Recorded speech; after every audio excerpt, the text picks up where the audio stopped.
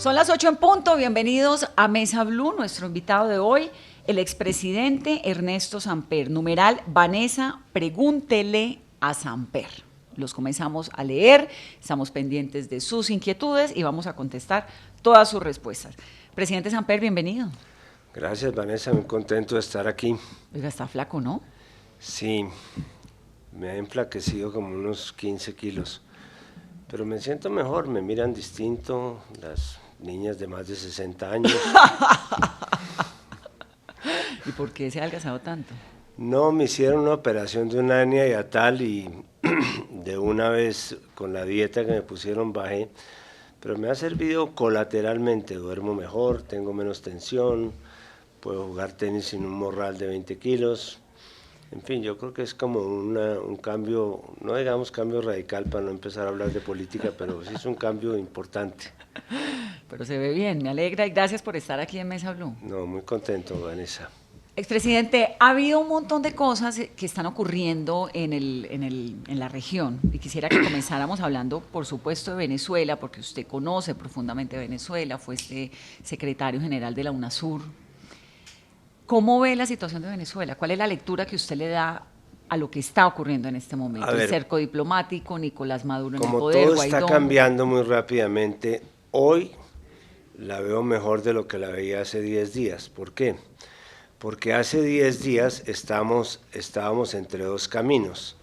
Un camino era el camino que podríamos llamar de la fuerza, un camino disuasivo. Estábamos hablando de un posible choque para entrar la ayuda humanitaria, el presidente Trump seguía hablando de que todas las opciones, incluida la militar, estaba sobre la mesa. Es decir, había una vía que era la vía de la confrontación, de la polarización, que hubiera podido terminar inclusive en una guerra civil, en un golpe militar, una intervención extranjera.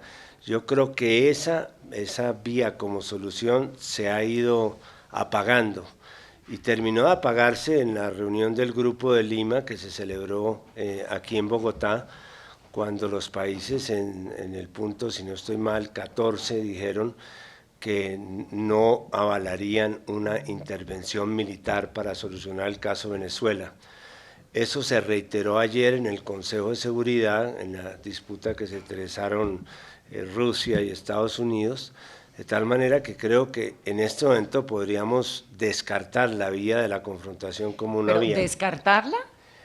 No totalmente, pero sí, digamos, por el lado suramericano, por el lado hemisférico, es claro que cualquier intervención militar extranjera en Venezuela no va a contar con el respaldo de los países, por lo menos suramericanos. Sí, sí. Entonces, ¿qué vía queda? Pregunta uno.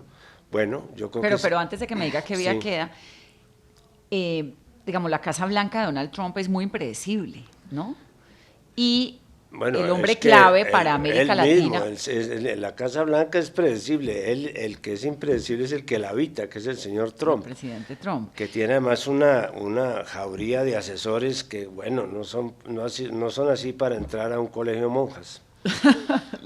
Pues por ahí va mi pregunta, porque decía el hombre clave de Donald Trump para América Latina, que es Mauricio Claver, que la intervención militar seguía puesta sobre la mesa, que era una opción que no descartaban, pero uno sí ve esta sensación, ¿no?, de que América Latina, después del encuentro del Grupo de Lima de la cumbre, dijo, no, por aquí no es la cosa, sobre todo Brasil, que uno pensaba que un Brasil con Bolsonaro iba a ser mucho más agresivo o apoyar un poco más esto militar, y de entrada ese día por la mañana el canciller dijo, no apoyamos nuestro territorio para presencia extranjera. Y por razones distintas, en Brasil por presión de los militares, que tienen un poco la idea hegemónica, digamos, los militares brasileños, de que ellos son los que en este momento de alguna manera coordinan la estrategia de defensa en Sudamérica, y por supuesto no les interesa que se meta a Estados Unidos, y en lo cual pues siempre han insistido.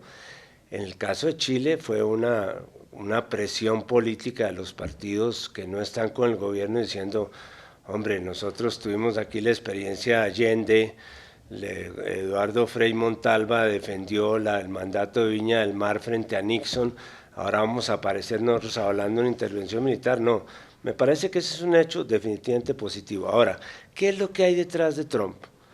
La reelección. Los que están apoyando a Trump más enfáticamente en esta aventura, porque es una aventura de alguna manera anunciar una posible intervención en Venezuela y Cuba, pues son los del el ala más dura del Partido Republicano, que es la que Trump necesita para armar su candidatura a la reelección. De tal manera que aquí también hay que ver lo que hay detrás de las cosas. No es el señor Trump que quiere devolver la libertad a Venezuela, lo que quiere es ser reelegido. Y aquí conocemos muchas reelecciones que se han, de Estados Unidos, que se han montado sobre campañas, sobre procesos de intervención. En América Latina todas las experiencias han sido desastrosas, en Nicaragua, en Panamá, en Granada, en Chile, todas las intervenciones han sido desastrosas. En América Latina y en el mundo. Y en el mundo, bueno, no hablemos de Irán, no hablamos de Afganistán, para no mencionar la casa del vecino, pues. Sí. Entonces, una vez se le baja el volumen a la intervención militar, ¿qué queda? Queda la negociación, que no es el diálogo, no es sentarse otra vez a dialogar, no. Aquí tiene que haber una negociación entre las fuerzas políticas de Venezuela, pero con una mediación, ya no es una facilitación, una mediación, y yo creo que el organismo ideal para eso son las Naciones Unidas, que son las que de alguna manera han venido jugando un papel como de bisagra en todo esto. Ahora, una mediación ¿sobre qué? Sobre dos puntos fundamentales, que no sé si los acepten las dos partes, simplemente creo que están propuestos sobre la mesa. El primero, tiene que haber una estabilización económica de Venezuela. Es verdad que Venezuela está mal, es verdad que la gente está muy mal, es verdad que tiene unas cifras inmanejables en materia de inflación, de desempleo.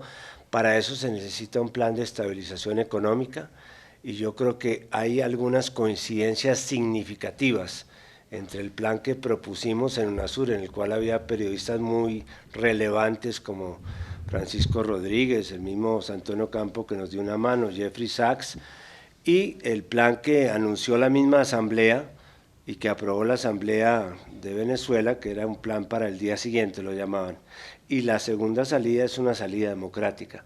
Aquí tiene que haber unas elecciones, y tiene que haber unas elecciones lo más pronto que se pueda, porque es la única manera. Si lo que hay es una controversia entre el modelo, y tienen toda la razón los de la oposición en querer que haya otro modelo, pues que decían los venezolanos cuál es el modelo que quieren y cuál es el presidente que quieren para que lidere ese modelo.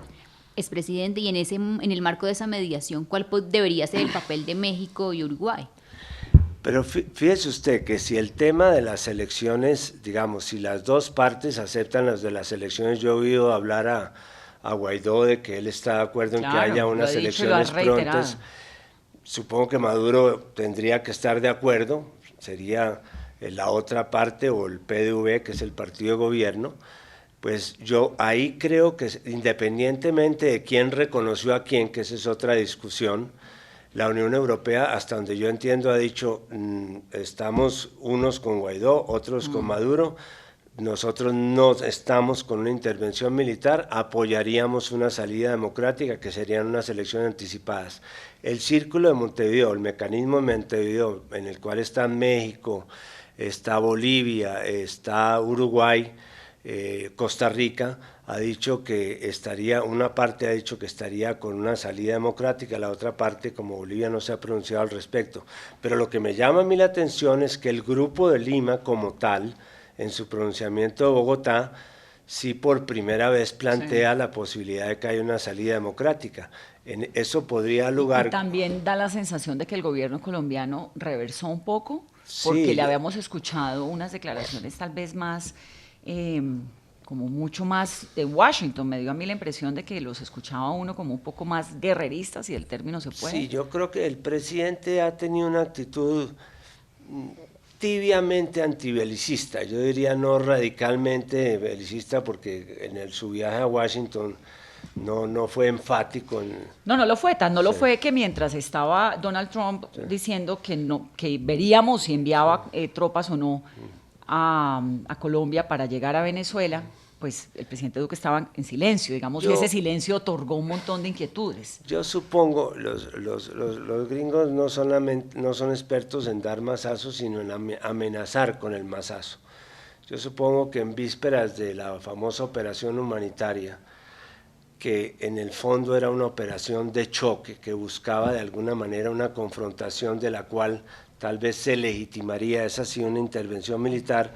Como la operación no funcionó. Pero ¿no cree usted que había un contenido, pues había toneladas de alimentos, ayudas para llevar a Venezuela? Por supuesto, Vanessa, pero a mí lo que realmente me tranquilizó respecto a la operación fue la declaración que hizo el presidente del delegado de la Cruz Roja Internacional para Colombia, que dijo: esto no es una operación humanitaria, esto es una operación política, la Cruz Roja no se puede meter en una operación política.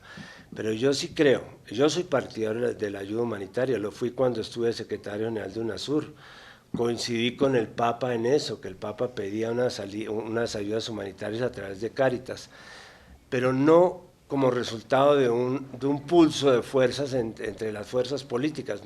Tan malo está que Maduro acepte la ayuda humanitaria de Rusia y rechace la de Estados Unidos, como que pretendan entrar un poco a las malas en los hombros de un solo grupo político la ayuda humanitaria que venga de otra parte. Con concierto de por medio. Hagan un acuerdo con la Cruz Roja, con la Conferencia Episcopal, para que reciba todas las ayudas humanitarias, pero no volvamos esto un pulso político. Es decir, lo del sábado fue un pulso político. Yo creo que fue un pulso político que por fortuna no terminó en un choque armado, no terminó en muertes, porque eso hubiera sido violento. Ahora, tuvo costos para Colombia y grandes, porque ayer estuve en Cúcuta, las fronteras están cerradas, en el puente Simón Bolívar hay prácticamente un enfrentamiento, escaramuzas entre venezolanos contra la Guardia venezolana, y nosotros los colombianos nos quedamos en la mitad, y los que están pagando aquí los platos rotos son los venezolanos y los colombianos que vivían tranquilamente de lado y lado de la frontera,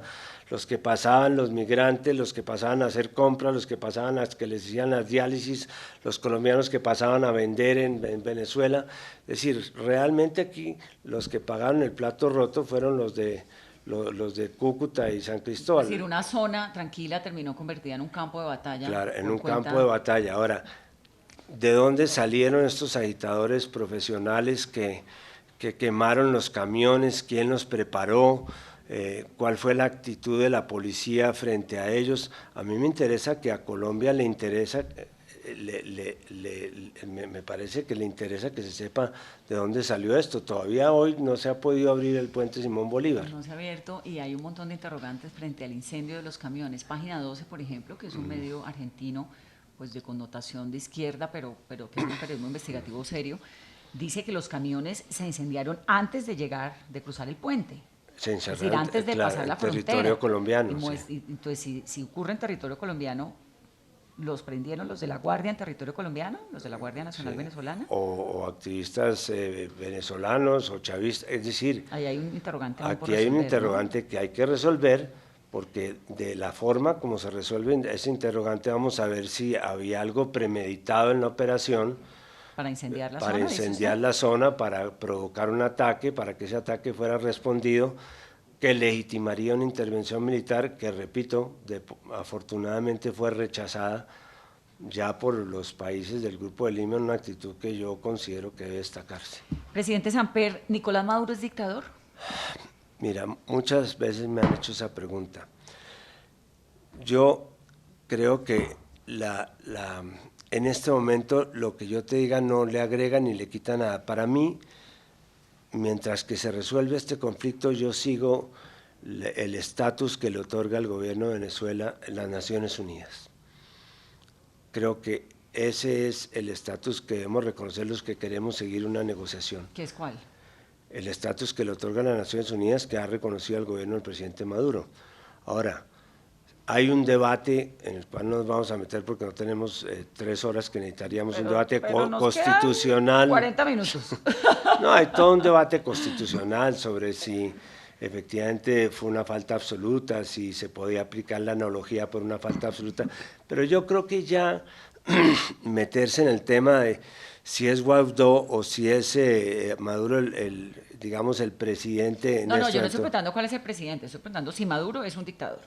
Bueno, yo hasta el momento en que Maduro convocó la Asamblea Constituyente, en lo cual me distancié, creo que las cosas estaban andando por el camino de una democracia, realmente.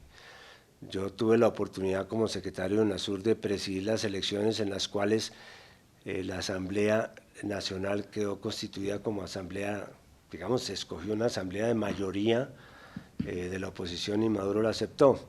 En ese momento no era discutible el tema, pero a mí me parece que en este momento, más que decir si es o no dictador, lo que interesa es saber quién puede tener la capacidad de sacar adelante a Venezuela en este momento. ¿Tiene que irse Maduro de Venezuela, del gobierno?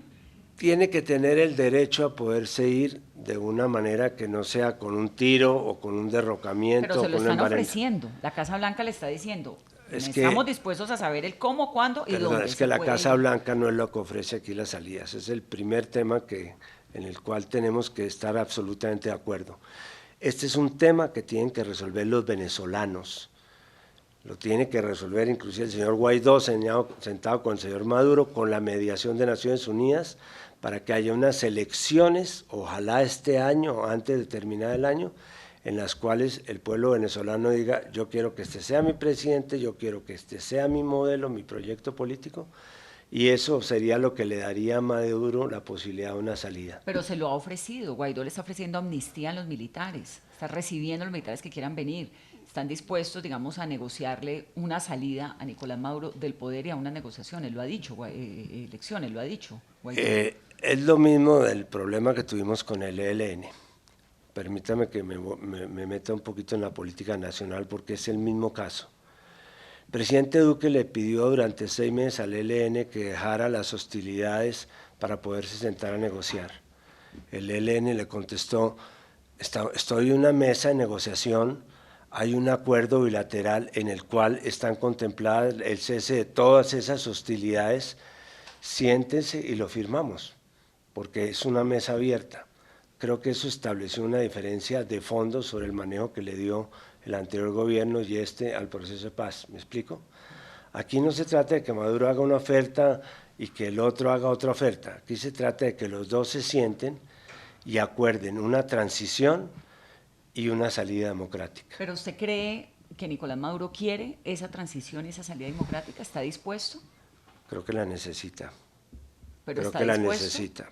Yo no sé, yo no he vuelto a hablar con Maduro desde que salí de UNASUR, me despedí de él, no volví a hablar con él, pero si él objetivamente mira sus posibilidades, no creo que sea posible que él piense en que se puede quedar otros 5 años que le faltarían para terminar su periodo y que esta es una salida que se ofrece, que es una salida decorosa y es una salida que tendría los menores costos posibles desde el punto de vista personal. Y un punto que me faltó aclararte, hay que darle un tratamiento de amnistía y de indulto, pero no porque Estados Unidos graciosamente resuelva que les va a restablecer las visas, no, eso lo tiene que decir una comisión de justicia transicional que se acuerde entre las dos fuerzas, porque aquí hay que sacar a la gente de la oposición que está presa en las cárceles y también, lo ha dicho el mismo Guaidó, también los militares tienen que tener,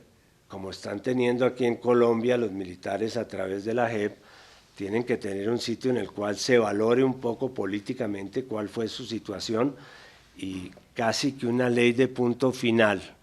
En el caso de Venezuela sería más fácil porque aquí no hay delitos de lesa humanidad por lo menos comprobados. Presidente, ¿cuál puede ser el impacto de esta salida ya de militares? La cifra ya va en más de 350 militares que han llegado al país. El impacto en el gobierno de Maduro y en el marco de la transición hacia un nuevo proceso democrático.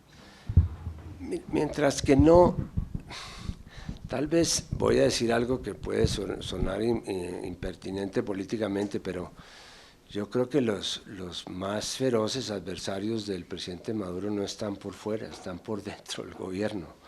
Hay gente dentro del gobierno que no tiene ningún interés en que el gobierno se vaya. ¿Quién es, presidente? Bueno, seguramente habrá unos sectores militares y unos sectores radicales ideológicos que dentro del propio partido de gobierno no les interesa una salida. Ahí es donde está el problema. Ahora, a mí me pareció ya al final la desesperación de Trump de pedirle a los militares que tumbaran a Maduro me pareció casi que conmovedora, pero realmente si se quiere que haya un cambio de fondo y que haya unos militares que se acojan, digamos, a una nueva propuesta de institucionalidad, eso no se puede hacer a las malas. Presidente, más allá de toda la historia que hay entre Venezuela y Colombia, de todo lo que ha significado, de la relación, de los intereses, de todo el tema de unión que hay entre estos dos países, ¿es correcta hoy la postura del presidente Duque? Digamos, ¿usted la ve como correcta, como sana esa postura del presidente de estar tan pegado al conflicto? Me parece que el presidente se ha deslumbrado un poco con los efectos de los últimos hechos, como el del ELN y el de Venezuela, en las encuestas, que como decía hoy una periodista en W Radio, son hechos temporales, son flor de un día. ¿Por qué ese vicio de nombrar las otras emisoras en la competencia? No he dicho nada. Me interesaría más nombrar la emisora que nombrar la periodista. No, pero la verdad es que yo no creo que yo no he estado de acuerdo en la posición, no porque tenga diferencias de fondo respecto a lo que él puede estar pensando para tomar su posición, sino porque creo que la relación de Colombia con Venezuela es una relación atípica en la región.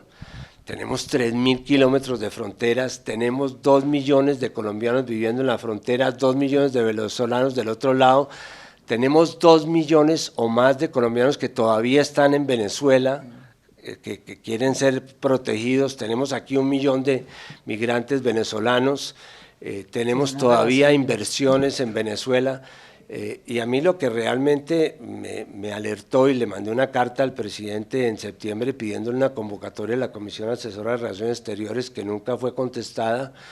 Lo que me llamó la atención es que ni siquiera había entonces un canal de comunicación, hoy mucho menos, entre los dos gobiernos. Pues esa era la queja de Arreaza, ¿no? Del canciller Arreaza en unas cartas que por cierto yo publiqué, claro, en las que decía, hemos estado desde el día cero tratando de tener una relación diplomática.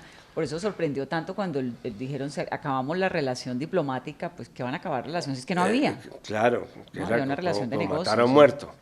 Sí. Pero obviamente en Colombia, aún en los momentos más difíciles, en momentos críticos de las relaciones, siempre había existido un canal de comunicación al más alto nivel. Durante Santos y durante Uribe. No, y durante Barco. Barco metió una corbeta al Golfo de Maracaibo y fue una conversación personal la que pudo haber terminado en una verdadera confrontación armada. Cuando yo estaba de presidente mataron 12 guardias de la Guardia Venezolana, las FARC, pasándose la frontera. Una llamada mía con Caldera en menos de 2 horas permitió acordar algo que ya se desmontó. Lamentablemente es que los organismos de inteligencia y del ejército y de la policía venezolanos y colombianos armaron un solo cuerpo que se llamó el Combifront en la frontera, que cada vez que había una amenaza de orden público en la frontera actuaban conjuntamente. Es decir, siempre, aún cuando había una relación muy tensa, había diálogo. Inclusive entre María Ángela y Delcy Rodríguez, que es como poner pues a conversar a Marilyn Thatcher a Marilyn Monroe con la señora Thatcher. ¿Y cuál es cuál? Pues a mí me parece más bonita María Ángela. Me parece muy inteligente la Thatcher. Esto para decir que había una relación rota que se terminó de romper. Claro. A Colombia se le está yendo la mano metiéndose tanto en este tema venezolano. A nosotros los medios nos critican un montón y en esta entrevista ya nos están diciendo que ¿por qué seguimos hablando de Venezuela? Pues sabe que lo curioso es que por primera vez en Colombia un tema internacional se volvió de política doméstica.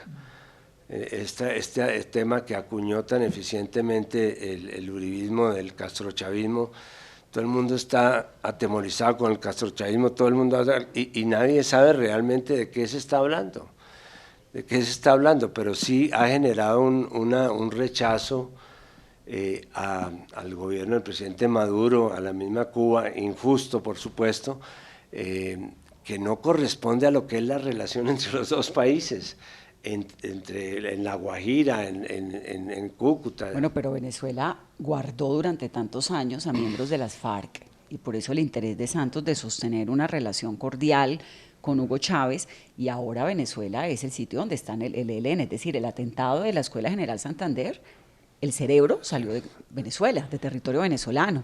Eso no es razón suficiente para que el gobierno colombiano diga que No, este país... perdón, eso es verdad, pero también hay que reconocer que Chávez, como lo hizo Fidel Castro en su momento, resolvió que ellos no eran aliados de la guerrilla, sino aliados de la paz. Pero ser aliados de la paz es mantener santuarios de terroristas en su territorio. Perdón, no me lleva a los arquetipos.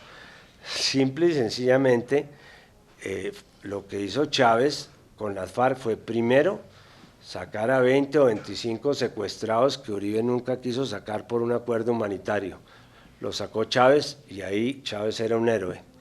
Y después dijo, bueno... Eso fue con Piedad Córdoba, ¿no? Sí, yo tengo la capacidad de hablar con ellos, de convencerlos de que se metan al proceso de paz. Chávez fue definitivo en convencer a las FARC de que se metieran en la mesa de paz, y también Maduro de convencer al ELN de lo propio. Claro, esa amistad también la utilizaron después para darles garantías de que los podían llevar a la mesa de negociaciones y volverlos a traer, es cierto. Sí, el protocolo. Pero hicieron algo que ningún país estaba en capacidad de hacer y que permitió que se sentaran en la mesa.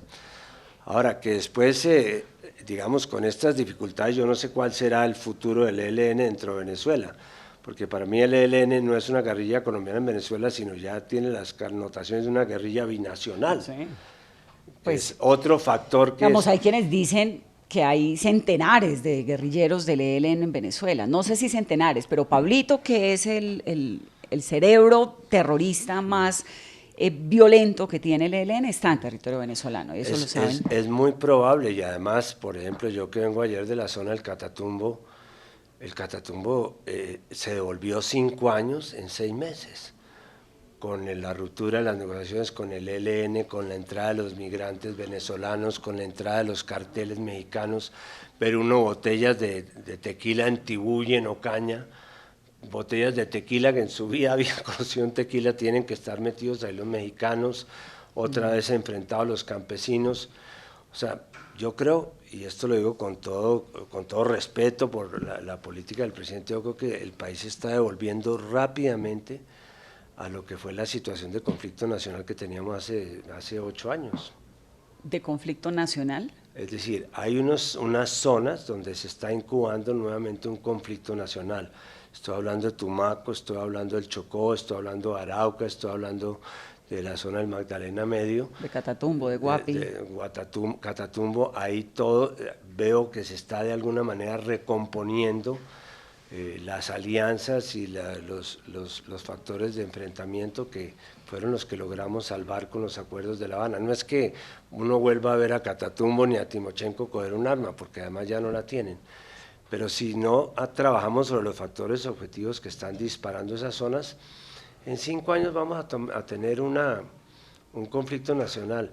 Las FARC están en 268 municipios de Colombia. Hoy día, de esos 268 municipios, por lo menos el ELN ya está en 60 más. Pero el ELN está, mi tema, digamos, con Venezuela, que quisiera que lo ahondáramos un poco más, es que el ELN está operando desde Venezuela, con el oro de Venezuela, con la coca colombiana en Venezuela para hacerle daño a Colombia. Eso no es razón suficiente para que el presidente colombiano se meta, como se está metiendo Duque, en bajar el régimen de Maduro con la esperanza de que el próximo gobierno le haga la guerra también al ELN, porque es que peleando con una guerrilla acá que va y se esconde en Venezuela y desde allá hace atentados acá. Eso no es algo del último año. Yo creo que la porosidad de las fronteras todo el mundo la conoce, y estuvo las FARC, también se movían en las fronteras y se ha movido el ELN, pero precisamente hay 2 caminos. O decir, usted tiene que combatir al ELN militarmente, o hacer como se hizo con las FARC, un acuerdo de paz simple y sencillamente para que las FARC se retire de todos los sitios, incluida la frontera. Yo no sé si eso todavía sea posible en el caso del ELN. Lo de la cuestión de la escuela militar de cadetes fue imperdonable. Casi que si lo hubiera diseñado la oposición para comprometer al ELN no lo hubiera conseguido tan fácilmente. Imperdonable, y se hizo desde territorio venezolano, es decir, se gestionó en territorio venezolano, se pensó, se articuló, se decidió sí, en territorio venezolano. Eso lo sé yo por información. Es claro que digamos, la guerrilla que opera en Arauca de alguna manera actúa en una zona binacional, que se hizo desde territorio venezolano, desde territorio colombiano en límites con Venezuela. Me parece que el hecho importante aquí de entender es que el comando del ELN en Arauca de alguna manera ha actuado como una rueda suelta respecto a todas las conversaciones del ELN, y eso se sabía, Vanessa, eso se sabía que había dos rebeldes, sí, el de Arauca y el del Chocó. Pero entonces, si hay dos ruedas sueltas, porque además el ELN es distinto, es decir, el COSE no es el secretariado de las FARC, y eso totalmente lo tenemos claro, ¿no? Entonces, ¿cómo va a garantizar uno que una negociación con unos señores en los cuales está Gavino, está Pablo Beltrán, están representantes de alias Pablito también, va a funcionar? Si finalmente es una guerrilla, y usted me lo está diciendo, desarticulada. Hace 15 años nadie pensaría que era posible un acuerdo con las FARC. El mismo Uribe al final de su gobierno lo intentó. Uribe de alguna manera colocó a las FARC en una posición defensiva, y eso hay que reconocérselo.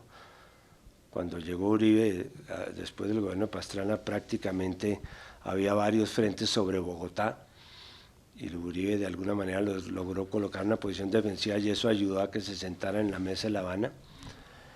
Pero las circunstancias son totalmente diferentes a las del ELN por el mismo origen de las FARC, por la estructura, como usted misma señala, de lo que es el ELN, que es una federación de frentes, no es un frente unificado como lo tenía las FARC, pero aún y así yo creo que muchas cosas que se alcanzaron a avanzar con el ELN en La Habana, como por ejemplo los ceses bilaterales de fuego que se hicieron y lo que estaba prácticamente pactado al terminar el gobierno de Santos, que ellos quisieron dejarlo para firmarlo con el gobierno de Duque.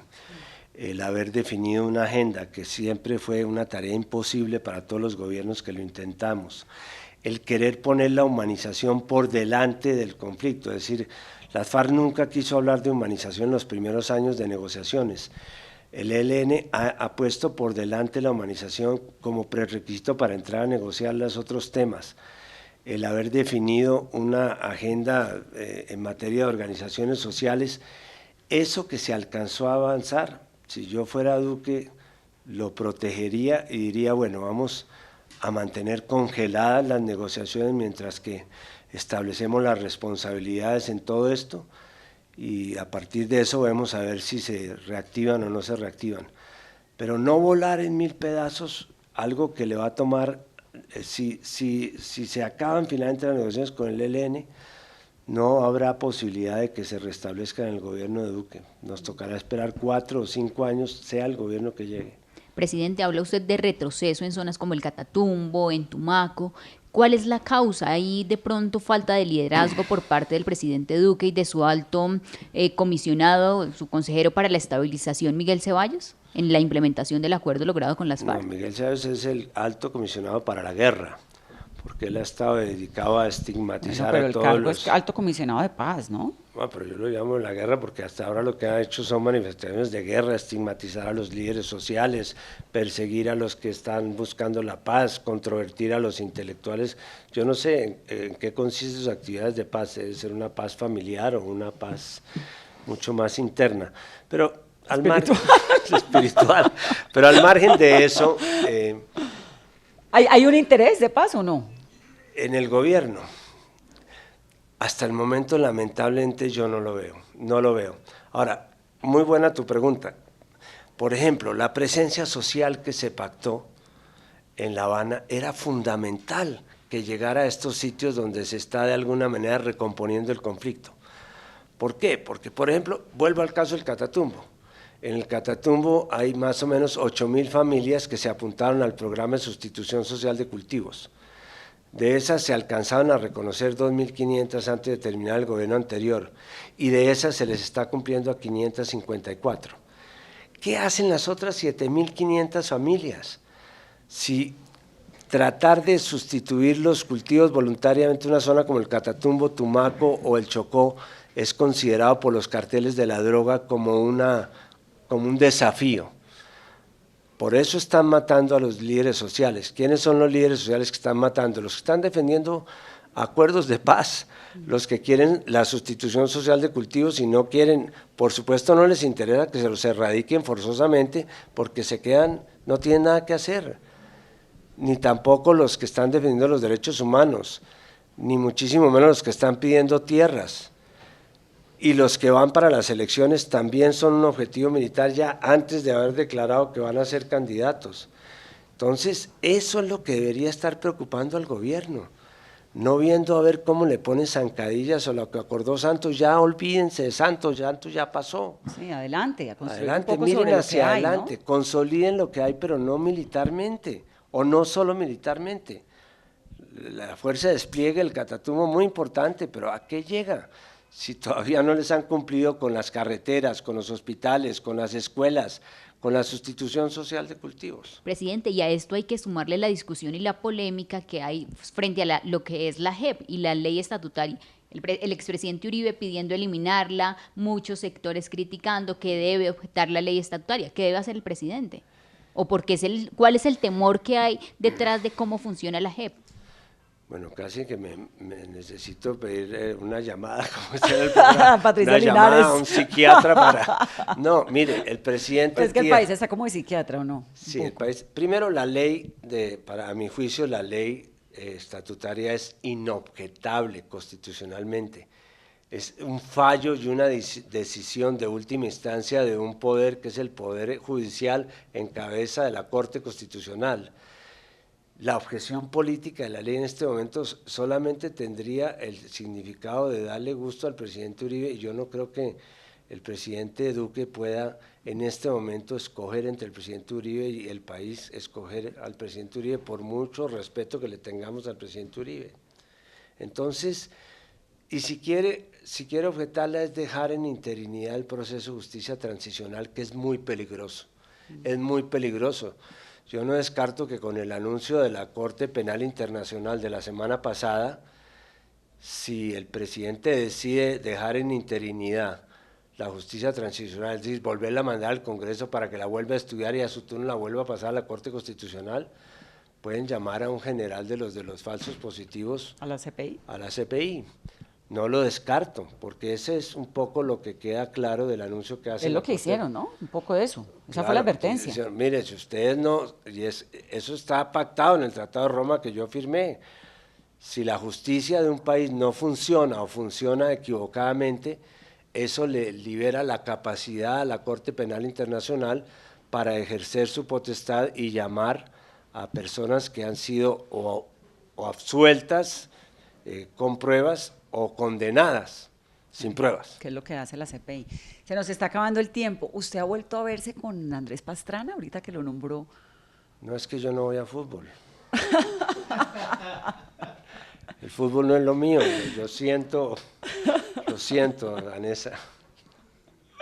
A usted se lo encuentra en un restaurante y ¿qué? Eso fue una... No, nos saludamos, es que es la Se época pues, en saludan que uno se volteaba la cara. no, se escupía o le tiraba un tenedor o un pedazo de pollo, no, eso ya pasó, ya pasó. Hubo proceso de paz ahí. También hubo proceso de paz. Sí, digamos que en Colombia, por fortuna, a diferencia de otros países de Sudamérica, pues no nos cogemos a patadas cuando nos vemos y nos saludamos, es decir… Hola, ¿cómo está? Un gusto Sí. y todo. Pero la señora Lo sí no. cortés no quita lo ignorante. Pero la señora sí no. No, yo creo que las señoras también, hay más paz entre las primeras damas que… hay una cierta solidaridad de cuerpos entre las primeras damas que a mí me llama la atención. Por ¿Verdad? ejemplo, Yo pensaría Jackie, lo contrario porque las mujeres somos muy poco más viscerales, ¿no? Sí, pero es que ustedes llegan ahí un poquito por carambola, ¿no? A uno, pues, para llegar allá le toca ganarse una cantidad de enemigos y pelear con tiburones. Yo creo que las mujeres, las primeras damas, que son muy importantes, su papel que cumplen, que tienen una gran capacidad de convocatoria, pero por ejemplo en este episodio del vestido de la primera dama, que a mí me pareció absolutamente mezquino y ridículo. ¿Pero le pareció bonito el vestido? A mí me pareció bonito, es decir, bueno, yo no soy experto en vestidos, pero digo que... Pero si usted ve a su primera dama, a Jackie, vestida así, antes de un evento, usted le dice, ¿estás bien, estás mal? ¿Usted se metía en eso? No me atrevo. Pero que se discuta el vestido de la primera dama cuando lo que estaba de por medio era la intervención militar, acuerdo, por favor. de acuerdo. Eso no se lo merece el país, no se lo merece. Además, esa primera dama es una prudente, estudiosa, no, y bonita, tranquila, mire, ¿no? Y le digo, yo tengo buen concepto del presidente, no lo conozco, no lo he conocido. El presidente Duque. El presidente Duque me parece convocante, me parece que toda la forma está bien, pero el relleno es lo que no me suena, el relleno, el contenido. Creo que ahí él tiene que marcar unas distancias ni siquiera con Uribe, porque Uribe hasta lo entendería. Uribe trabajó no se ha conmigo metido. 20 años. Aparentemente yo lo no se ha conozco, metido, ¿no? Mucho. No, aparentemente no se ha metido. Es ese sector radical del centro democrático que hace muchísimo daño, como es la misma jauría que tiene Trump. A lo mejor Trump es hasta buena persona y buen comerciante, pero tener uno... Y buen marido. Y buen marido, pues además tiene razón en serlo porque ella también es muy bonita, pero tiene una jauría de asesores que son los que terminan tomando las decisiones, que es muy peligroso. ¿Qué tan determinantes son los asesores en un presidente? Depende de los campos, depende de los campos. En algunos campos los presidentes tenemos ciertas ventajas comparativas, en otros no. O sea, ¿a quién le hacía caso? A nadie. A mí, por ejemplo, el tema de las comunicaciones era un desastre. Yo creo que yo no tenía la capacidad para decir qué estaba bien o qué estaba mal, porque los comunicadores son como los arquitectos, cada uno tiene una teoría y son muy hábiles para comunicar. Pero además creo que a todos los presidentes les pasa lo mismo, porque lo de Santos era un asunto de comunicación. Lo de Duque, pues, también tiene ahí su rollo con comunicaciones. Y yo he llegado a la conclusión de que no es el problema de los presidentes, sino de los medios de comunicación. No, los medios, pues nosotros lo que pasa es que nos gustan las noticias y que nos digan con claridad y nos respondan las preguntas, ¿no? Sí, eso es verdad, pero depende del tipo de preguntas. Por ejemplo, esta entrevista ha sido maravillosa. ¿Le ha gustado? Entonces voy a cambiar el tono. Sí. Usted... no se me moralice. Hay un tema que siempre ha estado como ahí latente, y es si usted ha sido permisivo con la dictadura venezolana. Yo sí la llamo dictadura porque me parece que un sitio en el que la independencia de los poderes está quebrada, pues eso es una dictadura. Con UNASUR, Mire, que legitimó el chavismo, Vanessa, tal vez ahora con Maduro. ¿Ha sido complaciente con ellos? Cuando yo me retiré de UNASUR, que me retiré a finales de 2016, acabábamos de tener una mesa, la última mesa que hubo de diálogo, en la cual, con participación del delegado del Papa, 7 representantes de la oposición, 7 del gobierno, acordamos muchos de los temas que si se hubieran puesto en marcha, seguramente no estaríamos en esta situación. Primero, que el Consejo Electoral estuviera compuesto por personas de todos los partidos.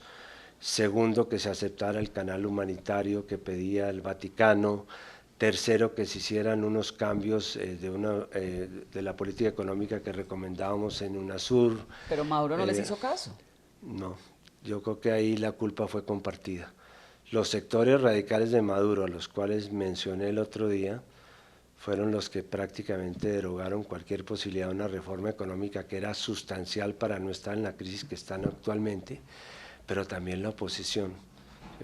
Yo conozco a todos los dirigentes de la oposición, los respeté en su momento, pero la verdad es que a mí me ha sorprendido la posición de Guaidó, a quien no conozco también, lo vi en algunas reuniones, pero me ha parecido una posición sensata, no insultante, no beligerante, que fue lo que ya conocí en casi todos los dirigentes de la oposición, que no se ponían de acuerdo ni para ir a la esquina. Y esos acuerdos que hicimos en esa mesa los derogaron el gobierno, un poco influenciado por estos sectores radicales, y la oposición, porque apenas llegaron sus delegados, los mismos que los habían mandado, los desconocieron, los desautorizaron. En ese momento me retiré, porque consideré que hasta ahí podía llegar mi papel con Venezuela y con otro país, que quiero mencionar, aunque no vaya a ser materia de esta entrevista, ¿Qué es cuál? Que es el de Brasil. A Brasil le acababan de dar un golpe de Estado a Dilma Rousseff, y vino todo este proceso lamentable de que luego vino lo de Lula, luego nombró Y lo de Petrobras y Odebrecht. Bolsonaro, lo de Odebrecht, todo ese proceso lamentable que prácticamente sacó a Brasil de UNASUR, y Brasil, el papel de Brasil en UNASUR era definitivo, porque era un transatlántico que se movía hacia un lado, Por eso, hacia pero el otro. UNASUR no terminó legitimando el chavismo con sus excesos y sus cosas. El Lula, que sí, pues el Partido de los Trabajadores fue muy importante en Brasil y todo, pero terminaron en un escándalo de corrupción sin precedentes. en Por la región. favor, ojalá los medios de comunicación hubieran cubierto con cierta objetividad lo que pasó en Brasil, que eso fue un proceso que terminó. Lula en este momento es un preso político. Yo estuve reunido 3 días con los 30 abogados de Lula, no ha aparecido una sola prueba que comprometa la responsabilidad de Lula. No más allá de la que podría comprometer hoy día Timochenko entre los acuerdos del máximo responsable. A Lula lo terminaron acusando por corrupción pasiva. Es decir, ¿por qué? Porque era presidente, porque hubo algunos de sus ministros, que los ministros organizaban una operación y que Odebrecht terminó dando una plata o el lavallato. ¿Fue a las espaldas de Lula? Es decir, no a las espaldas. Por ser presidente, tiene que responder por lo que cometieron sus funcionarios. Imagínense que se aplicara eso aquí en Colombia, estaríamos todos en la cárcel. Entonces, no encontré una universidad de 7 que pregunté que hicieran una presentación del caso de Lula en una facultad de Derecho, simplemente para que vinieran los abogados y alguien los controvirtiera, que quisiera hacerlo. Yo creo que sí nos ha faltado mucha objetividad en analizar estos casos, como el caso de Dilma. Y me retiré de UNASUR porque creí que ahí estaba agotado. Después viene, como ya le dije, el tema de la Asamblea Constituyente que no compartí. Y bueno, en fin. Todo. No volví a hablar con Maduro, me dice, ¿no? No, desde cuando yo me despedí en Caracas, hice 3 visitas. Una visita a Julio Borges, que era el presidente de la Asamblea, para reafirmar mi convicción de que era la Asamblea legítima.